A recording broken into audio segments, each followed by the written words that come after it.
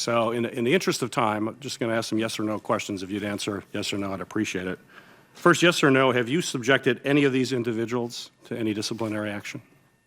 Yes. The immediate action that I took with regard to Dean Strample was an indication of my assessment that his leadership as the head of as dean of the College of Osteopathic Medicine fell far short of appropriate performance standards. So you have one, just in time, when you have the one individual you took the disciplinary action, Mr. Strample? Well, I think all of these happened. I arrived in February of 18. So no, you haven't. That's fine. So no is the answer. Mr. Strample, I understand, you called in February for a revocation of his tenure. That's correct. But that did not happen. He is actually allowed to retire according to his agreement? No, his tenure, that's correct. His retirement has separated him from the university, and so he is no longer connected in any way with the university. So he was allowed to retire, and he received $175,000 as well as part of the severance, I understand. That was the settlement that we judged as more in the interest of the university and the survivors to have him gone and separated versus a 10-year proceeding, which under administrative procedures could run more than a year and cost much more than $170,000. So that was that situation. Yes or no, beyond Nasser and Strample, so no other person has been fired? And there is an ongoing investigation. I would remind the Senator by the Attorney General of the State of Michigan at the request of the Board of Trustees to see if anyone else should be subject to sanctions. So all these individuals will be interviewed? I believe they have been. And that's done by the Attorney General's office? That is correct. Yes or no, do you believe that there was a culture of enabling and covering up of the actions of a predator over 20 years at MSU? Well, I wasn't there until February of 2018, but when I arrived, I felt that there were weaknesses in procedures and protocols.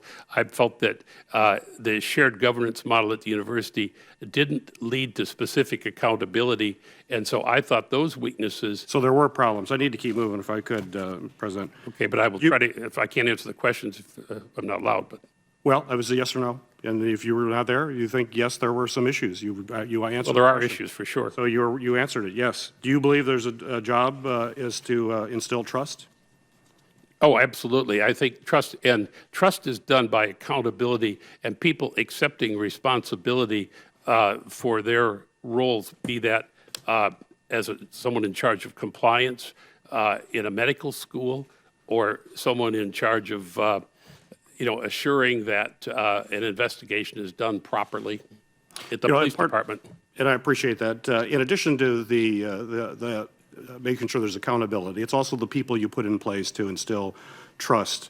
One thing that the survivors feel very strongly about, and I think many of us believe is true, is that you should bring outside perspective into leadership. Fresh eyes are very important. Having national searches to bring in folks who are going to bring a different view on how things are happening in Michigan State is important.